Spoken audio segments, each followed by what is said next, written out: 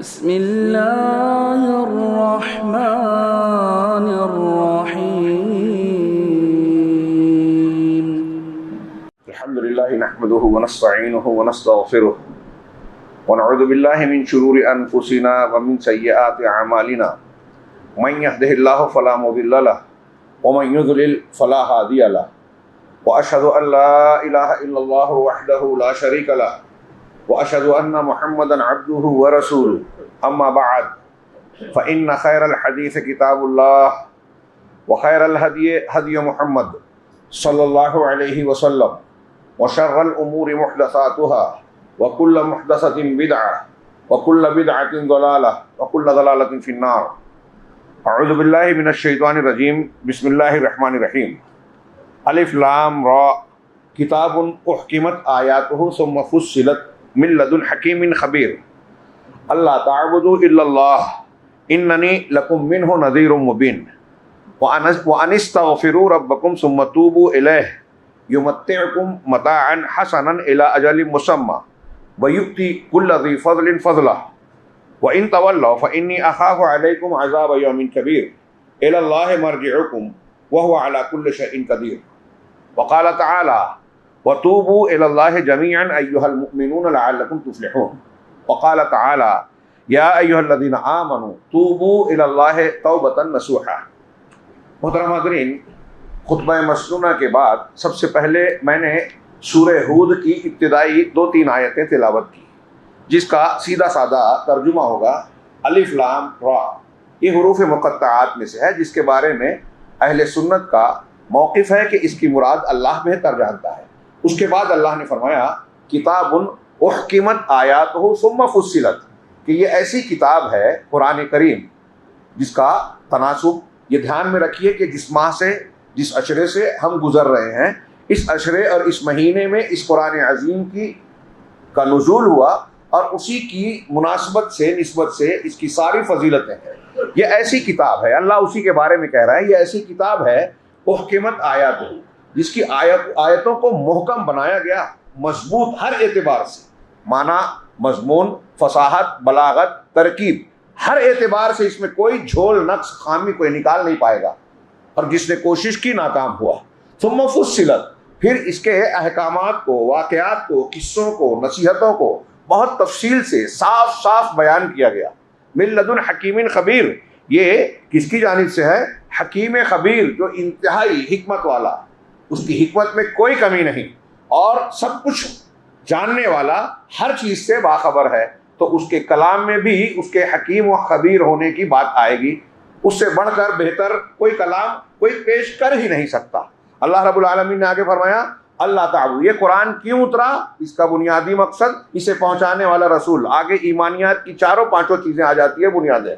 اللہ نے فرمایا کہ اللہ تعبدوا الا اللہ، یہ کہ تم اللہ کے سوا کسی کی عبادت نہ کرو. ثم توبوا اللہ تعبد اننی لکم منہ نذیر مبین، میں اللہ سے تمہیں کھلے طور پر ڈرانے والا، نذیر و بشیر، اور بشارت دینے والا ہوں. اللہ نے قرآن کو اتارا. قرآن کا اصل مقصود کیا ہے؟ توحید ہے، کہ اللہ کے سوا کسی کی عبادت نہ کرو.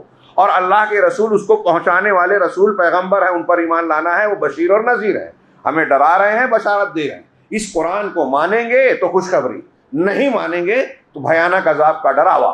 اللہ کے رسول صلی اللہ علیہ وسلم نے کھلے طور سے پہنچا دیا. قرآن ہمارے سامنے موجود ہے. اس کے بعد اللہ تعالی رسول نے کہا وَأَنِ اسْتَغْفِرُوا رَبَّكُمْ ثُمَّ تُوبُوا إِلَيْهِ، اور یہ کہ تم اپنے پروردگار سے استغفار کرو، اپنی بخشش، معافی، مغفرت کروا لو. ثُمَّ تُوبُوا إِلَيْهِ، پھر اس کی طرف توبہ کرو، اس کی طرف متوجہ ہو جاؤ. یمتعکم متاعا حسنا، اس کا فائدہ یہ ہوگا کہ اللہ تبارک و تعالیٰ ایک مقررہ مدت تک کے لیے دنیا میں تم کو اچھا سامان زندگی دے گا. یہ زندگی کا سامان جس کو اللہ نے دوسری جگہ متاع غرور، دھوکے کا سامان کہا، یہاں متاع حسن کہا. یعنی اگر آپ ایمان کے ساتھ، آپ اللہ رب العالمین کی کتاب پر عمل کرنے کے ساتھ توبہ و استغفار کر رہے ہیں، تو یہی دنیا کا سامان آپ کے لیے متاع حسن ہے. اللہ نے کہا یمتعکم متاعا حسنا الی اجل مسمى ویؤتی کل ذی فضل فضلہ، اور جو جتنا فضل والا ہوگا، عمل میں زیادتی کرے گا، اتنا اللہ رب العالمین اجر و ثواب میں اس کے اس کے جو اجر اور بدلے میں زیادتی کرے گا. یہ تو ایمان، توحید، استغفار اور توبہ کرنے والوں کے لیے ہے. وَإِن تَوَلَّوْا، لیکن اگر تم نے پیٹ پھیری، نہیں مانا، اکڑ گئے، لیکن اگر تم نے پیٹ پھیری فَإِنِّي أَخَافُ عَلَيْكُمْ عَذَابَ يَوْمٍ عَظِيمٍ یوم کبیر، تو میں بڑے دن کے عذاب سے، قیامت کے دن کے عذاب سے تمہارے بارے میں ڈرتا ہوں. إِلَى اللَّهِ مَرْجِعُكُمْ وَهُوَ عَلَى كُلِّ شَيْءٍ قَدِيرٌ، تم سب کو لوٹ کر اللہ کی طرف ہی جانا ہے اور وہ ہر چیز پر قدرت رکھتا ہے، پورا انصاف کرے گا. اللہ رب العالمین نے یہ جو ارشاد فرمایا قرآن کریم کی ان آیتوں پر غور کیجیے تو زندگی کے مقصد کو اور حاصل کو، کامیاب اور ناکامیاب ہونے کی بنیادوں کو بیان کر دیا یہ چھوٹی سی 2-3 آیتوں. اللہ رب العالمین نے جہاں ہم کو اور آپ کو پیدا کیا، ہم ایک سیدھا سادہ جواب دیتے ہیں کہ پیدا کرنے کا مقصد کیا ہے، تو ہم کہتے ہیں اس لیے کہ توحید پر رہیں، صرف اللہ کی عبادت کریں اور دوسروں کی عبادت سے یعنی شرک سے بچیں. یہ بنیاد ہے. اگر ہم اسی بات کو یا اس کے ساتھ یہ جوڑ دیں کہ اللہ نے اس لیے پیدا کیا ہے کہ ہم توبہ استغفار کریں، تو یہ غلط نہیں ہوگا. کیسے؟ آپ اگر اللہ کے ناموں پر غور کریں، قرآن و حدیث کی نصوص پر غور کریں اور توبہ و استغفار کے معنی کی وسعت پر غور کریں تو یہ بات سمجھ میں آئے گی. علامہ ابن قیم کہتے ہیں کہ توبہ کا معنی، مفہوم، اہمیت کو بہت سارے لوگ مسلمان سمجھتے ہی نہیں ہیں. اس کی کیا قدر و قیمت ہے، یہ اپنے اندر پورے دین کو سمیٹے ہوئے ہے، ایمان، احسان، اسلام سب اس میں سمٹا ہوا ہے. یہاں تک کہ غور کریں گے تو خود توحید بھی توبہ کے اندر آ جاتی ہے. بغیر توبہ کے توحید بھی مکمل نہیں ہوگی. چنانچہ آپ غور کیجئے، سب سے پہلے تو یہ دیکھیے کہ اللہ رب العالمین خود اپنے جو نام ہے، دنیا میں جو کچھ بھی ہو رہا ہے اگر غور سے دیکھیں تو اللہ تعالیٰ کے اسماء حسنی اور صفات علیہ، اس کی جو خوبیاں ہیں، اس کے جو کمالات ہیں، اس کے نتائج ہیں، اس کے تقاضے ہیں، دنیا میں جو کچھ بھی ہو رہا ہے. اب اس اعتبار سے آپ غور کیجئے کہ اللہ کے ناموں میں ایک ہے الغفار، بہت بخشنے والا. الغفور یہ بھی مبالغے کا صیغہ، خوب بخشش کرنے والا، معاف کرنے والا. التواب بہت توبہ کرنے والا، توبہ کو قبول کرنے والا. ہاں، اللہ رب العالمین کا ایک نام ہے عفو، العفو، اللہم انک عفو تحب العفو فاعف عنی، ہم کہتے ہیں عفو، معاف کرنے والا، خوب معافی دینے والا. یہ اللہ کے نام ہیں اور اللہ کے جو نام ہیں ان ناموں کے تقاضے اور اثرات بھی ظاہر ہوں گے. اللہ توبہ کو پسند کرتا ہے، استغفار کو پسند کرتا ہے، بخشش کرتا ہے. دنیا کے اندر برائیوں کے پیدا کرنے کی حکمتوں میں سے ایک حکمت یہ بھی اہل علم نے بیان کیا کہ اللہ کو توبہ پسند ہے. اب اگر لوگ گناہ نہیں کرتے تو توبہ کہاں سے کرتے، شرمندہ کہاں سے ہوتے، اشک ندامت کیسے بہاتے، ندامت کے، شرمندگی کے آنسو کیسے بہاتے، اللہ کے سامنے گڑ گڑاتے کیسے، جو اللہ کو بہت پسند ہے. اللہ کے رسول صلی اللہ علیہ وسلم کی ایک حدیث میں، مسلم شریف کی حدیث میں اللہ کے رسول نے فرمایا لو لم تذنبوا لذهب اللہ بکم ولجاء بقوم یذنبون فیستغفرون اللہ فیغفر لهم. غضب کی بات. اللہ کے رسول نے فرمایا کہ اگر تم گناہ نہیں کرو گے، گناہ کرنا چھوڑ دو گے تو اللہ تم کو ختم کر دے گا، تمہیں ختم کر دے گا، کیونکہ فرشتے تو بغیر گناہ والے موجود ہیں. تو اب تم کو کس مقصد سے پیدا کیا؟ آزمائش کے لیے. آزمائش میں نیکی اور برائی دونوں کا تقاضا ہمارے اندر موجود ہے. اللہ نے کہا اگر تم گناہ نہیں کرو گے، تم سے سرزد نہیں ہوگا تو اللہ تمہیں ختم کر دے گا. وَلَجَاءَ بِقَوْمٍ، اور ایسی قوم کو پیدا کرے گا، لائے گا جو گناہ کریں گے، یذنبون فیستغفرون، گناہ کریں گے اور اللہ سے معافی طلب کریں گے اور اللہ ان کی بخشش کرے گا. اس کا یہ مطلب کوئی نہ نکالے نوجوانوں میں کہ دیکھیے اللہ نے تو پیدا ہی کیا اس لیے کہ ہم گناہ کریں. گناہ کرنے کے لیے پیدا نہیں کیا، معافی مانگنے کے لیے پیدا کیا، توبہ استغفار کے لیے پیدا کیا. حضرت آدم علیہ السلام نے بھی گناہ کیا، ابلیس نے بھی کیا. ابلیس اکڑ گیا، آدم نے توبہ کی. ابلیس راندہ درگاہ ہو گیا، توبہ کرنے والا مقبول ہوا. تو ہم کو کس کے راستے پر چلنا ہے؟ گناہ کر کے توبہ نہیں کی تو ابلیس کا راستہ. گناہ کر کے انسان سے خطا اور غلطیاں ہوتی ہیں، ہوگی، اور سچی توبہ بندہ کرے، اللہ کے جناب میں نادم ہو کر ندامت کے اشک بہائے اور عزم کرے کہ آئندہ یہ گناہ نہیں کروں گا. یہ ہے توبہ. توبہ کا معنی رجوع کرنا، پلٹنا. اللہ کے اس کی الگ الگ تعریف کی ہے لوگوں نے. جامع تعریف یہ کی ہے کہ کسی گناہ سے آدمی نادم ہو کر اس سے نیکی کی طرف، اللہ کے حکم کی طرف پلٹے اور اس گناہ کو ترک کرتے ہوئے یہ عزم رکھے کہ آئندہ یہ گناہ کبھی نہیں کروں گا۔ اور اگر وہ انسانی حقوق سے، مسلمان کسی انسان کے حق سے تعلق رکھتا ہے، کسی کا مال کھایا ہے، غیبت کی ہے، ظلم کیا ہے، تو اس مال کو ادا کرے یا تصفیہ کرے، اس کی تحلیل کرے اور اس کا صفایا کرے، تب توبہ مکمل ہوگی۔ یہ ہے توبہ۔ عام طور سے توبہ کا لفظی معنی اللہ کی طرف پلٹنا، اور استغفار کا معنی معاف کرنا، غفران یعنی غفران الذنوب، گناہ کو مٹانا، پاک صاف کرنا۔ اب اگر دونوں اکٹھا استعمال ہوتے ہیں تو تھوڑا سا معنی میں فرق کرتے ہیں۔ استغفار یہ ہے کہ آپ نے جو ماضی میں غلطی کی ہے اللہ اس کو مٹا دے، اس کو ڈھانک دے، اور توبہ یہ ہے کہ آپ اللہ کی طرف متوجہ ہو کر یہ عزم کر رہے ہیں کہ آئندہ کبھی گناہ نہیں کریں گے، اللہ کی نافرمانی کا والا کام نہیں کریں گے۔ یہ مستقبل کی بات ہو گئی، یعنی استغفار ماضی اور یہ مستقبل۔ علامہ ابن قیم رحمہ اللہ نے اور دوسرے علماء نے بیان کیا کہ یہ بہت شاندار نعمت ہے اللہ کی۔ ہمارے ہاں ہم کہتے ہیں گیا وقت پھر ہاتھ آتا نہیں، بہت صحیح بات ہے، لیکن اللہ نے مومنوں کو ایک ایسی چیز دی ہے کہ گیا وقت آپ ہاتھ میں لے سکتے ہیں۔ وہ کیا ہے؟ وہ توبہ استغفار ہے۔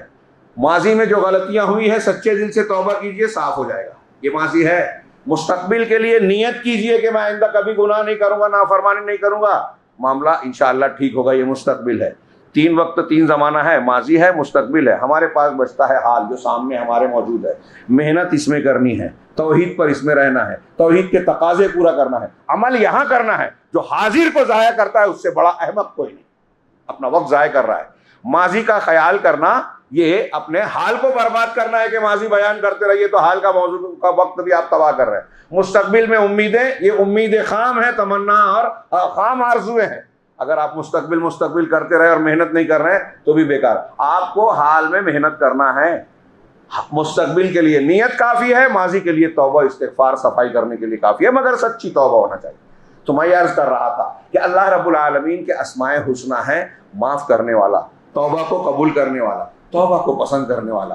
اس لیے اللہ رب العالمین کو توبہ بہت ہی پسند ہے، بہت ہی پسند ہے۔ بخاری مسلم کی ایک حدیث تھوڑے تھوڑے الفاظ کے فرق سے ہے۔ ہاں، ایک بندہ گناہ کرتا ہے، اللہ کی رسول نے فرمایا، ہاں، اور وہ توبہ کرتا ہے، کہتا ہے رب اغفر لی، پروردگار مجھے معاف کر دے۔ اللہ تبارک و تعالیٰ فرشتوں کے بیچ کہتا ہے کہ میرے بندے نے، ہاں، اذنب عبدی وعرف ان لہ ربہ، میرے بندے نے گناہ کیا اور وہ یہ جانتا ہے کہ اس کا ایک رب ہے جو گناہوں کو معاف کرتا ہے اور گناہوں پر پکڑ بھی کرتا ہے۔ اس نے مجھ سے معافی مانگی، تم گواہ رہو، میں نے اسے معاف کر دیا۔ پھر بندہ سچی توبہ کرتا ہے، ارادہ ہے کہ آئندہ نہیں کروں گا، پھر وہ گناہ کرتا ہے، لیکن پھر کرتا ہے کہ اذنبت ربی فاغفر لی، پروردگار میں نے گناہ کر لیا، پھر تو مجھے بخش دے۔ اللہ تعالیٰ فرشتوں سے پھر سے کہتا ہے میرے بندے نے پھر گناہ کیا، لیکن وہ جانتا ہے، اس معرفت رکھتا ہے کہ اس کا رب ہے جو پکڑتا بھی ہے، چھوڑتا بھی ہے، معاف کرتا ہے۔ اس نے مجھ سے معافی مانگی، تم گواہ رہو، میں نے پھر معاف کیا۔ تیسری مرتبہ بھی ایسا ہی ہوتا ہے۔ تیسری مرتبہ اللہ رب العالمین فرشتوں سے کہتے ہوئے یہ کہتا ہے کہ تم گواہ رہو، میرا یہ بندہ جب تک گناہ کر کے معافی مانگتا رہے گا تب تک میں اسے معاف کرتا رہوں گا۔ صحیح مسلم کی ایک حدیث ہے کہ اللہ کے رسول صلی اللہ علیہ وسلم نے فرمایا کہ اللہ بندوں کی توبہ اس وقت تک قبول کرتا رہے گا جب تک کہ سورج مغرب سے نہ نکل جائے۔ یہ تو عمومی دنیا کی بات ہے، لیکن ہمارے اور آپ کو اتنا چانس نہیں ہے۔ ان اللہ یقبل توبۃ العبد ما لم یغرغر، اللہ تعالیٰ بندے کی توبہ کو اس وقت تک قبول کرے گا جب تک جان گلے میں نہ اٹک جائے، یعنی نزا کی حالت اور سکرات کا عالم نہ آ جائے، موت کے آثار نمایاں نہ ہو جائیں، تب تک اللہ تعالیٰ توبہ قبول کرتا رہے گا۔ اور کیسا رب العالمین کا دربار ہے، اس کی رحمت کا، مغفرت کا دامن کتنا وسیع ہے۔ ہاں، اللہ رب العالمین نے فرمایا یا عبادی قل یا عبادی الذین اسرفوا علی انفسہم، کہ اے محمد آپ لوگوں کو بتائیے، میری طرف سے یہ اعلان کیجئے کہ اے میرے بندو، اللہ کے بندو، جنہوں نے اپنے آپ پر اسراف کیا ہے، گناہ کیا ہے، لا تقنطوا من رحمت اللہ، اللہ کی رحمت سے مایوس نہ ہو جانا، ان اللہ یغفر الذنوب جميعا، اللہ تبارک و تعالیٰ تمام گناہوں کی بخشش کرتا ہے، یہاں مایوس ہونے کا سوال ہی نہیں ہے۔ اللہ تبارک و تعالیٰ نے بخاری وغیرہ میں واقعہ ہے کہ 99 قتل کیا ایک آدمی نے، ندامت ہوئی، اللہ کا ڈر پیدا ہوا، توبہ کرنا چاہا، سچی توبہ۔ ایک راہب کے پاس گیا، پڑھا لکھا نہیں تھا، عالم نہیں تھا، جیسے آج کل ہمارے ہاں بغیر ڈگری کے لوگوں کو لوگ فتویٰ پوچھتے ہیں۔ وہ گیا, پوچھا اور کہا کہ مجھ سے 99 قتل ہوئے ہیں, میں معافی چاہتا ہوں, بخشش چاہتا ہوں رب کی. کیا شکل ہوگی؟ کہا تو نے اتنا خون کیا, ارے تیری بخشش ہی نہیں ہے. تو اس نے اسے بھی مار دیا. ہاں 99 مارا تو پھر 100 پورا کر دوں, جب جہنم میں جانا ہی ہے تو یہ تو بھی لے. اس کو بھی مار دیا ہمارے غصے کے, مایوسی کے. لیکن پھر خیال آیا کہ نہیں, مانگنا چاہیے, توبہ کرنی چاہیے. اور پھر ایک آدمی ایک عالم کے پاس گیا تو اس نے توبہ کی جو ہے تعلیم دی اور کہا کہ اللہ سارے گناہوں کی بخشش کرتا ہے. تم ایسا کرو کہ گناہگار لوگوں کی بستیوں میں ہو, جو لوگ کچھ لوگ کھڑے ہوئے ہیں آگے, اگر گنجائش ہے تو لوگ آگے بڑھ جائیں, کھڑے رہنے والے بیٹھ جائیں. ہاں, اور مسجد میں جمعہ کے مسجد کے آداب میں سے ہے کہ ہمیں پہلے آگے کی جگہ بھرنی چاہیے. میں محسوس کرتا ہوں کہ ہمارے یہاں لوگ باتیں سننے کے بعد بھی ایسا لگتا ہے ماننے کو تیار نہیں ہوتے. کوئی حرکت نہیں دیکھ رہا ہوں, اگر گنجائش ہے تو آگے بڑھ جائیں. پیچھے لوگ کھڑے ہوئے ہیں اور مل کر کھڑے ہوں. صحابہ کرام بعض مرتبہ ایسے بھی حالات آئے کہ ایک دوسرے کی پیٹھ پر سجدہ کیا. تو آگے اگر گنجائش ہے دوسروں کے لیے جگہ بنانی چاہیے. تو اللہ کے میں یہ بتا رہا تھا کہ توبہ و استغفار کا اللہ رب العالمین کے یہاں کیا مقام ہے, کتنا پسند کرتا ہے رب العالمین. ہاں, یہاں علامہ ابن قیم کی ایک عبارت کا میں کا ترجمہ پیش کر رہا ہوں. وہ کہتے ہیں کہ توبہ دین اسلام کی حقیقت ہے. یہ میں اس لیے عبارت کا ترجمہ کر رہا ہوں کہ میں بیان کروں تو کافی وقت لگے گا. یہ باتیں جو چند سطور میں انہوں نے بیان کی ہے وہ شاید بیان نہ کر پاؤں. علامہ ابن قیم نے کہا کہ توبہ دین اسلام کی حقیقت ہے, بلکہ پورا کا پورا دین توبہ کے نام میں, توبہ کے لفظ میں شامل ہے. پورا دین شامل ہے. توبہ مانے پلٹنا. یہاں تھوڑی سی وضاحت کے لیے کہ اگر ایک آدمی توحید اختیار کر رہا ہے نا تو وہ شرک سے پلٹ کے توحید کی طرف آ رہا ہے. سنت اختیار کر رہا ہے تو بدعت سے توبہ تائب ہو کے سنت کی طرف آ رہا ہے. آپ نماز پڑھنے کا طریقہ فلاں اور فلاں نے یہ بتایا ہے, ہمارے امام کا, ہمارے مسلک کا یہ طریقہ ہے, پتہ چلا سنت کا یہ طریقہ ہے, آپ وہ طریقہ چھوڑ کے سنت کا طریقہ اختیار کر رہے ہیں تو آپ عمل سے یہ بھی توبہ کر رہے ہیں. ایسے سارے نکیوں میں حرام چھوڑ کر حلال کی طرف آ رہے ہیں, آپ توبہ کر رہے ہیں. یہ ایک سادہ معنی بتا رہا ہوں. توبہ کے معنی میں غیر مسلم اسلام کو قرآن مجید میں کہا فَإِن تَابُوا وَأَصْلَحُوا, اگر وہ توبہ کر لیں, اصلاح کر لیں, مطلب اسلام قبول کر لیں تو تمہارے بھائی ہیں. یعنی ایک کافر مسلمان ہوگا تو اس نے توبہ کی, کفر سے پلٹ کر اسلام کی طرف آیا, باطل کو چھوڑ کر حق کی طرف آیا, شرک سے ہٹ کر توحید کی طرف آیا. یہ ہے توبہ. تو علامہ ابن قیم کہتے ہیں کہ دین اسلام بلکہ دین پورا کا پورا توبہ کے معنی میں شامل ہے. وَبِهَذَا اسْتَحَقَّ التَّائِبُ أَن يَكُونَ حَبِيبَ اللَّهِ, اور علامہ ابن قیم کہتے ہیں کہ اسی وجہ سے توبہ کرنے والا اس بات کا مستحق ہے کہ وہ اللہ کا محبوب بن جائے. اس لیے کہ فَإِنَّ اللَّهَ يُحِبُّ التَّوَّابِينَ وَيُحِبُّ الْمُتَطَّهِرِينَ. یہ قرآن کی آیت میں ہے کہ اللہ خوب توبہ کرنے والوں کو محبوب رکھتا ہے اور خوب طہارت حاصل کرنے والوں کو. طہارت پاکی ظاہر میں ہوتی ہے, شریر اور بدن کی ظاہر کی پاکی صفائی, اور توبہ باطن کا صابن ہے. گناہ کرنے سے جو ہماری اندر روحانی گندگی دلوں میں آلائش آتی ہے, توبہ کرنے سے وہ صفائی ہو جاتی ہے اس کی. تو اندر سے جو صاف ہو توبہ کر کے, باہر سے جو صاف ہو طہارت حاصل کر کے, اللہ انہیں خوب پسند کرتا ہے. اور اللہ کہا کہ اللہ تعالیٰ ان کو پسند کرتا ہے جو اللہ کے احکامات کی پیروی کرتے ہیں. اللہ نے جو کچھ حکم دیا ہے, حکم جو دیا گیا ہے بندے اس کی تعمیل کریں, اور جس سے منع کیا ہے اس سے رک جائیں. تو توبہ جو ہے اللہ تبارک و تعالیٰ کی طرف رجوع کرنا ہے ان چیزوں سے ظاہراً اور باطناً جن کو اللہ ناپسند کرتا ہے, ان چیزوں کی طرف جن کو ظاہراً اور باطناً اللہ پسند کرتا ہے.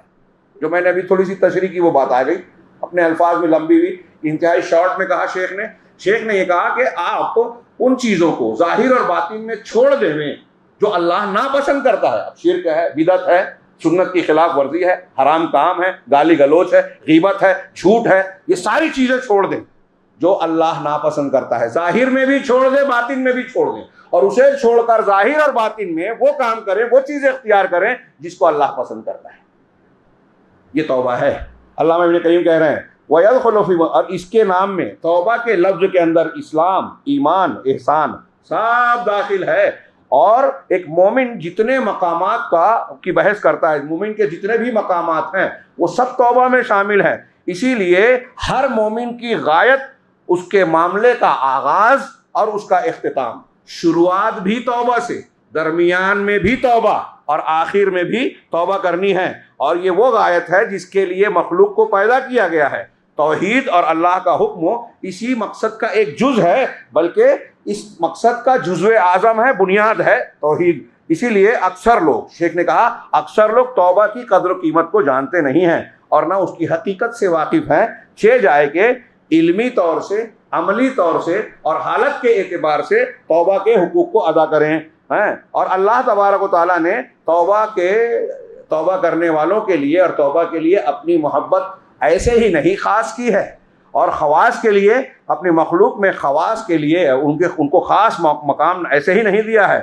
اگر توبہ نہ ہوتا، ولولا ان التوبۃ اسم جامع، کہہ رہے ہیں کہ اگر توبہ اسلام کے حقائق، ایمان کے حقائق اور شرائع اسلام کا جامع نہ ہوتا تو رب تبارک و تعالیٰ اس پر اتنا خوش نہیں ہوتا جسے اللہ کے رسول صلی اللہ علیہ وسلم نے بیان کیا کہ ایک آدمی ریگستان بیابان میں سفر کرتا ہوا جاتا ہے، سارا کھانے پینے کا سامان اس کے اونٹ پر لدا ہے، ایک جگہ آرام کرتا ہے، آنکھ کھلتی ہے تو دیکھتا ہے اونٹ ساز و سامان سمیت غائب ہے. تلاش کر کے مایوس ہو جاتا ہے کہ اب تو کوئی راستہ ہے ہی نہیں نکلنے کا، بچنے کا، کھانے پینے کا. چنانچہ وہ پھر سے وہیں سو جاتا ہے، اور پھر جب آنکھ کھلتی ہے تو دیکھتا ہے کہ اپنے سامنے اس کا اونٹ موجود ہے اپنے ساز و سامان سمیت. اتنا خوش ہوتا ہے، اتنا خوش ہوتا ہے کہ مارے خوشی کے وہ کہتا ہے اللہم انت عبدی وانا ربک، اے پروردگار تو میرا بندہ ہے میں تیرا رب. الٹا کہتا ہے تو میرا رب اور میں تیرا بندہ کہنے کی بجائے الٹا کہتا ہے، اس لیے کہ فرط مسرت میں اس کو اس کا احساس ہی نہیں ہے کیا یہ بندے کا معاملہ ہے. تو یہ جتنا خوش ہوتا ہے اللہ رب العالمین کسی گنہگار بندے کی توبہ سے اس سے زیادہ خوش ہوتا ہے. علامہ ابن قیم کہہ رہے ہیں کہ اگر شرائع اسلام توبہ اور استغفار کا معنی دین کے تمام ظاہر اور باطن احکامات کو شامل نہیں ہوتا تو اللہ تبارک و تعالیٰ اس سے اتنا خوش نہیں ہوتا، اس کا یہ مقام نہیں ہوتا. چنانچہ لوگ اسلام کے جتنے بھی بلند درجات اور مقامات کے سلسلے میں بات کرتے ہیں اور جتنے بھی حالتوں کا ذکر کرتے ہیں اس کی ساری تفاصیل اور آثار توبہ کے معنی میں داخل ہیں. اب یہاں غور کیجئے کہ اللہ رب العالمین اس قدر پسند کرتا ہے، وہ الغفار ہے، الغفور ہے، اور الستیر ہے، العفو ہے، التواب ہے، اس کے ناموں کا تقاضا. اب یہاں دوسری طرف دیکھیے کہ اللہ کو جب اتنا پسند ہے توبہ و استغفار، یہی وجہ ہے کہ انبیاء کرام علیہم الصلاۃ والسلام کا معاملہ آپ دیکھیں گے کہ اعلیٰ ترین مقام پر ہیں. ہمارا عقیدہ ہے اور یہ ثابت ہے کہ انبیاء معصوم عن الخطا والنسیان ہوتے ہیں، کبیرہ گناہ نہیں کرتے، شرک بت پرستی کا سوال نہیں پیدا ہوتا، منکرات کا ارتکاب انبیاء سے ہو ہی نہیں سکتا. ان میں سے ایک کا چند لوگوں سے کچھ اجتہادی قسم کی وقتی خطا ہوئی ہے، اللہ نے فوراً ٹوکا اور انہوں نے اصلاح کر لی، اس اعتبار سے ان کا کوئی گناہ تھا ہی نہیں، پھر بھی وہ توبہ پہ توبہ کیے جا رہے ہیں. اور کہیں خطا ہوئی تو خوب توبہ کی. آپ دیکھیے کہ قرآن کریم میں اللہ تبارک و تعالیٰ نے جن پیغمبروں کا تذکرہ کیا ہے شاید ہی کوئی ملے جس کی دعاؤں میں آپ کو توبہ استغفار نہ ملے. ابن ابو آدم، ہمارے باپ حضرت آدم علیہ الصلوۃ والسلام، ان کی دعا آپ سب کو یاد ہوگی اور ہونی بھی چاہیے کہ جنت سے نکالے گئے، دنیا میں آئے، دعا کیا کی؟ ربنا ظلمنا انفسنا وان لم تغفر لنا وترحمنا لنکونن من الخاسرین. پروردگار ہم نے اپنے نفسوں پر ظلم کیا ہے، ظلمنا انفسنا وان لم تغفر لنا، اگر تو نے ہمیں بخشا نہیں اور وترحمنا اور ہم پر رحم نہیں کیا تو ہم گھاٹا اٹھانے والوں میں سو جائیں گے. کون کہہ رہا ہے؟ نبی پیغمبر.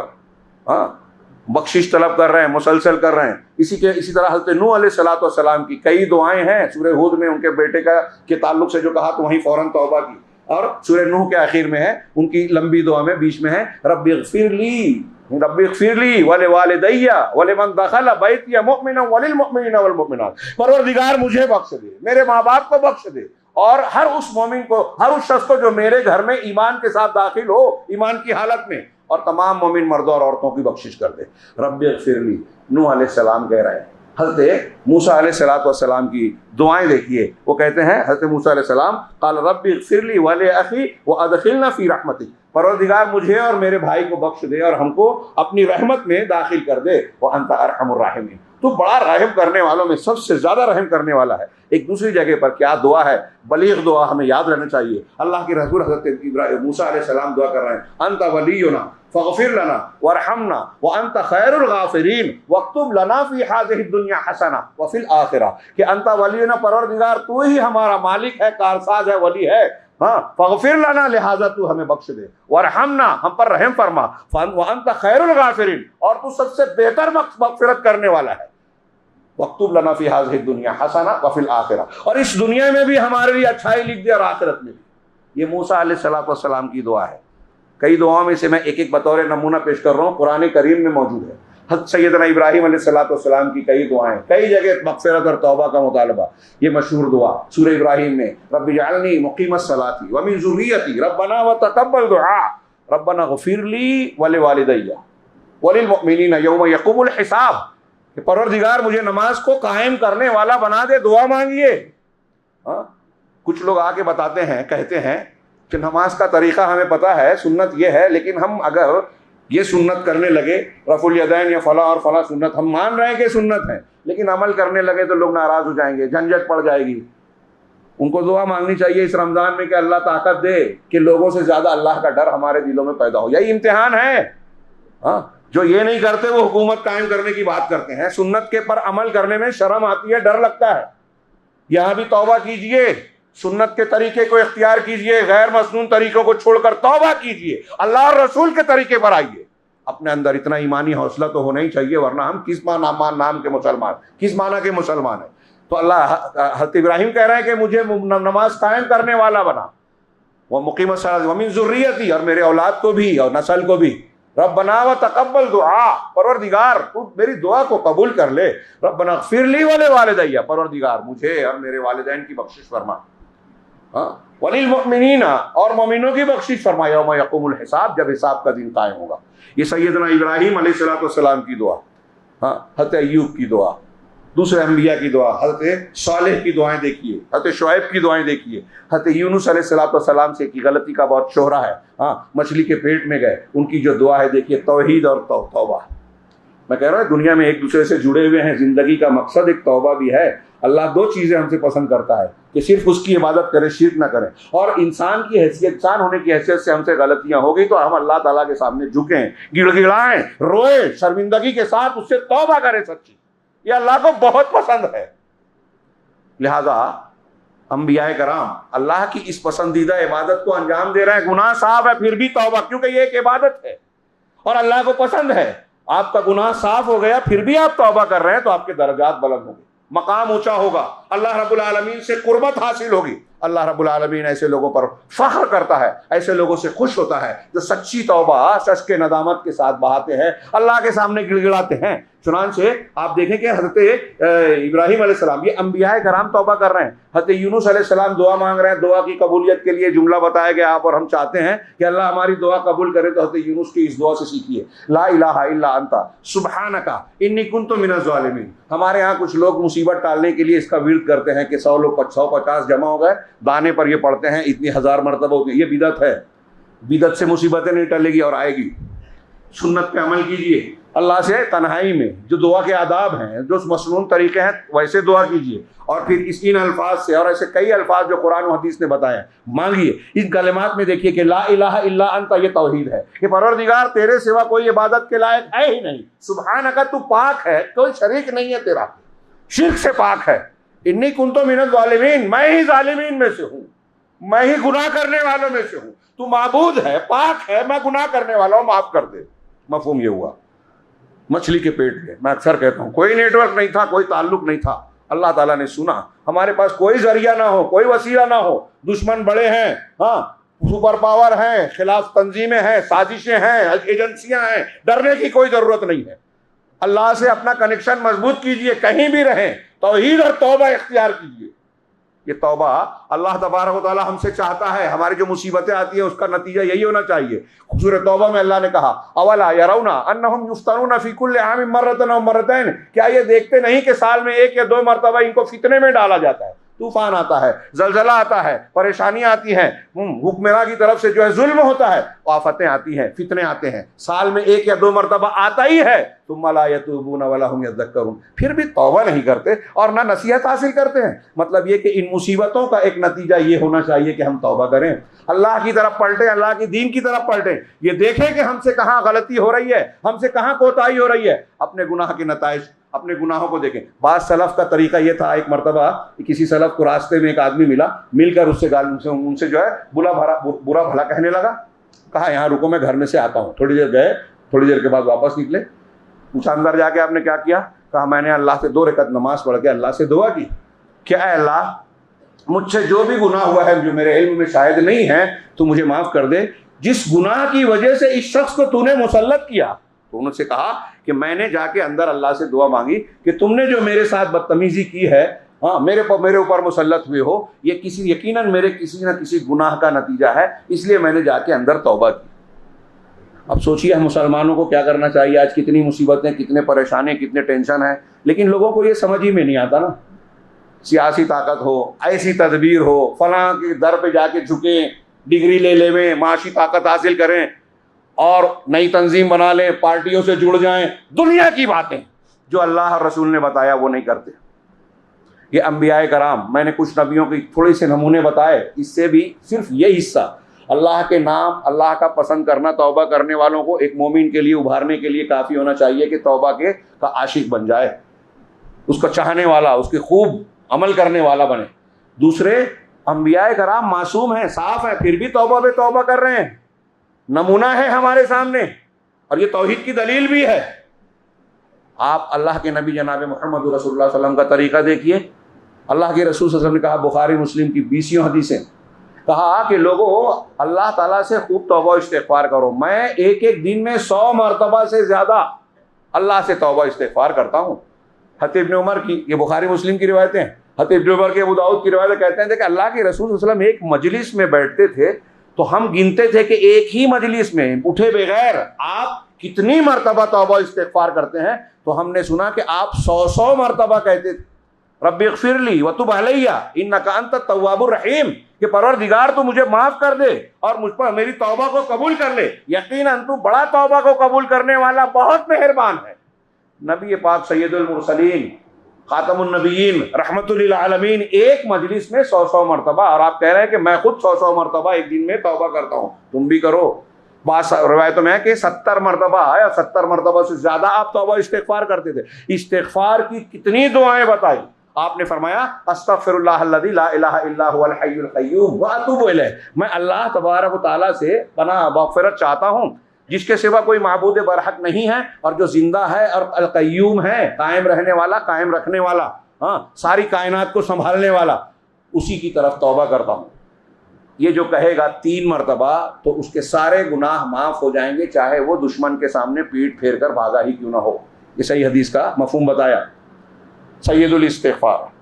اگر میں ترجمہ کروں تو اس کا معنی مفہوم، جس کو استغفار کا سید کہا گیا، اللہم انت ربی وانا عبدک خلقتنی وانا عبدک، اللہم انت ربی لا الہ الا انت خلقتنی وانا عبدک، پوری پڑھیے۔ توحید ہے، گناہ کا اعتراف ہے، بخشش کا مطالبہ ہے، اللہ رب العالمین پر تکیہ ہے کہ تیرے سوا کوئی گناہ بخش ہی نہیں سکتا۔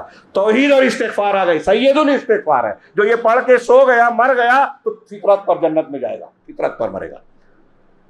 صحیح حدیث ہے، بخاری کی روایت ہے، سید الاستغفار، نبی کریم صلی اللہ علیہ وسلم نے یہ بتایا۔ اب آپ دیکھیے کہ ابھی علامہ ابن قیم کے قول میں ہم نے پڑھا کہ ابتدا بھی توبہ، سورہ توبہ میں التائبون العابدون الحامدون السائحون، جو مسلمانوں کے اسٹیپس بتائے ہیں نوجوانوں کی اصلاح یا مسلمان کی تربیت کے لیے، اسٹارٹ توبہ بتایا۔ تو آغاز بھی توبہ ہے کہ آپ شرک گناہ سے توبہ کر کے اللہ کے ساتھ عہد و پیمان کریں کہ دین پہ چلیں گے، اختتام بھی توبہ ہونا چاہیے۔ اعمال کے اخیر میں آپ دیکھیں کہ اکثر بیشتر جگہ اللہ تبارک و تعالیٰ نے، رسول اللہ صلی اللہ علیہ وسلم نے ہم کو توبہ کی تعلیم دی ہے۔ مثال کے طور پہ نماز کے اخیر میں جب آپ نماز پڑھ رہے ہیں تو آخر میں، آخری تشہد میں آپ کو درود وغیرہ کے بعد جو کیا پڑھ رہے ہیں، اللہم انی ظلمت نفسی ظلما کثیرا ولا یغفر الذنوب الا انت، اے اللہ میں نے اپنے نفس پر بہت ظلم کیا ہے اور تیرے گناہوں کو تیرے سوا کوئی نہیں معاف کر سکتا، فاغفر لی انک انت الغفور الرحیم۔ دیا دعائے معصور کہتے ہیں، معاف کر دے تو بہت بخشنے والا رحمت کرنے والا ہے۔ پھر اور بھی دعا بتائی ہے سلام پھیرنے سے پہلے، تو اس میں ایک یہ بھی ہے کہ اللہم اغفر لی ما قدمت وما اخرت، جو میں نے آگے کیا جو پیچھے گناہ کیا پروردگار اسے بخش دے، وما اسررت وما اعلنت، جو میں نے چھپ کر کیا جو اعلان کیا کھل کر کیا، وما انت اعلم بہ منی، اور وہ گناہ جو مجھ سے زیادہ تو جانتا ہے۔ ہم بہت سے اپنے گناہ کو نہیں جانتے، اللہ کے رسول نے سکھایا جو میں نہیں جانتا وہ بھی تو معاف کر دے۔ انت المقدم وانت المؤخر لا الہ الا انت، تو ہی مقدم ہے آگے کا ہے، تو ہی پیچھے کا ہے مؤخر ہے، اور تیرے سوا کوئی معبود نہیں۔ یہ سلام پھیرنے سے پہلے سجدے کی دعاؤں میں سے ایک دعا بتائی، اللہم اغفر لی ما اسررت وما، رب اغفر لی کیا ہے، ذنبی کلہ دقہ وجلہ واولہ وآخرہ وعلانیتہ وسرہ، کہ پروردگار جو بھی میرا گناہ ہے، دقیق ہو یا بڑا ہو، چھوٹا ہو یا بڑا ہو، کھلا ہو یا چھپا ہو، ہاں جو میں نے کھل کر کیا چھپے کیا جو بھی کیا سب معاف کر دے پروردگار۔ سجدے میں اللہ کے رسول یہ دعا بھی پڑھ دے۔ سلام پھیرنے کے بعد استغفر اللہ کہتے تھے۔ ہاں حج کے آخر میں کہا، آخر کے اعمال میں، ثم افیضوا من حیث افاض الناس واستغفر اللہ ان اللہ غفور رحیم، پھر جیسے لوگ پلٹتے ہیں افاضہ، طواف افاضہ کرنے کے لیے لوٹنے والا، پھر جیسے لوگ پلٹتے ہیں تم بھی پلٹو اور اللہ سے مغفرت استغفار کرتے جاؤ، یقینا اللہ بہت بخشنے والا اور رحم کرنے والا ہے۔ حج کے آخر میں یہ کہا۔ مجلس کے اختتام کی دعا کہ سبحانک اللہم وبحمدک اشہد ان لا الہ الا انت استغفرک واتوب الیک۔ آپ کہیں مجلس میں بیٹھے ہیں، جب اٹھنے لگے تو آخر میں یہ دعا پڑھ لیں، کوئی غلطی ہوئی اللہ معاف کرے گا۔ مجلس کے اختتام پر آپ یہ دعا سکھا رہے ہیں جس میں تسبیح اور حمد ہے، توحید ہے، شہادت ہے، اور استغفار اور توبہ ہے۔ یہ ہماری زندگی کا اللہ کی بندگی دینے کا بنیادی مقصد اس میں کھنچ جاتا ہے، سمٹ جاتا ہے، توحید اور توبہ، اللہ کی حمد و تعریف توحید سے جڑی ہوئی۔